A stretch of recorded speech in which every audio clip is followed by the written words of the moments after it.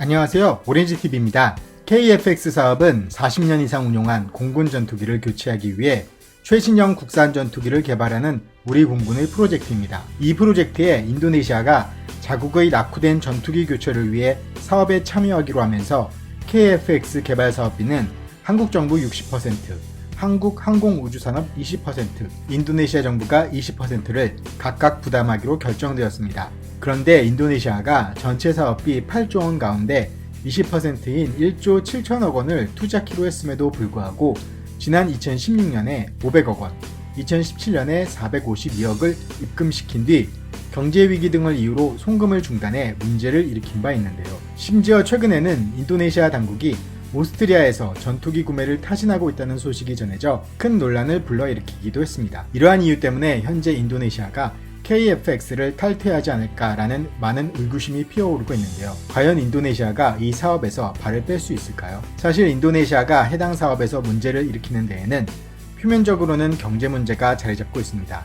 지난 2017년부터 경제 사정이 좋지 않았던 인도네시아는 올해 팬데믹 사태를 겪으면서 더욱 경제 사정이 악화되었습니다. 이처럼 나라 안팎으로 경제 사정이 좋지 않은 사정이 있기도 하지만 국내 정치 사정을 들여다보면 보다 근본적인 원인이 있습니다. 바로 인도네시아의 국방장관 프라보워 수비안토입니다. 프라보워 수비안토는 현재 인도네시아 대통령인 조코위의 정치적 숙적으로 대선에서 2번이나 맞대결을 펼친 바 있습니다. 특히 2019년 4월 선거 패배 후 프라보워는 선거 불복 소송까지 하며 맞선 적이 있는데요. 그러나 조코위 대통령이 과감한 정치적 화해 의사를 통해 국방부 장관직을 자신의 정적에게 제안했고 이를 프라보워가 받아들이면서 외견상으로는 화해를 한 듯이 보였습니다. 그런데 우리와 관계된 일들의 문제가 이때부터 터지기 시작했습니다.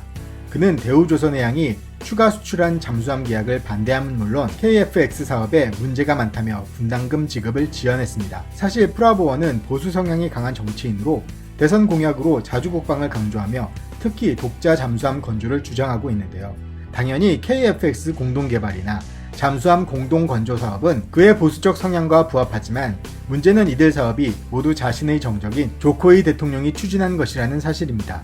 이처럼 인도네시아 내의 정치적 문제가 엮여 있어 이 문제가 단순히 인도네시아의 경제가 어려워져서 생긴 일이라고 말할 수는 없는 것입니다. 그렇다면 인도네시아는 진짜 KF-X 사업에서 발을 뺄 수 있을까요? 결론부터 말하자면 그럴 가능성은 높지 않아 보입니다.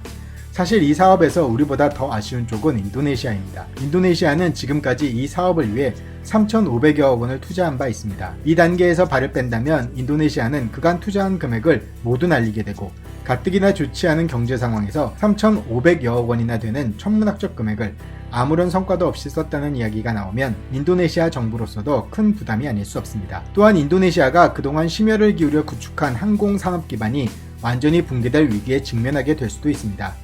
인도네시아는 수많은 섬으로 되어 있어 그만큼 항공산업이 중요한 위치를 차지하고 있습니다. 그런데 1990년대 스페인 까사와 공동으로 CN235 경수송기를 개발함과 동시에 이를 IPTN사에서 생산하고 있습니다. 우리도 T-50 고등훈련기를 수출하면서 인도네시아로부터 CN235 8대를 도입해 운영하고 있죠.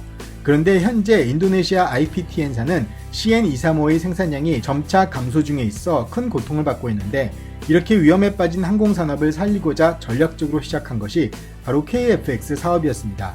즉 인도네시아 입장에서는 어렵게 구축한 항공산업과 국영기업인 IPTN사의 생존을 위해서라도 반드시 KF-X 사업이 필요한 상황입니다. 이러한 이유 때문에 KF-X 사업을 중간에 접고 없던 일로 하기에는 인도네시아 정부가 짊어져야 할 부담이 매우 큰 상황입니다. 그렇기 때문에 우리 정부가 사업 추진 과정에서 인도네시아에게 조급함을 보일 필요가 없는 것이죠. 아무쪼록 인도네시아와의 협상이 순조롭게 진행되어 한국과 인도네시아 양국 모두 윈윈할 수 있는 결과가 나오기를 기대합니다. 오늘은 여기까지입니다. 감사합니다.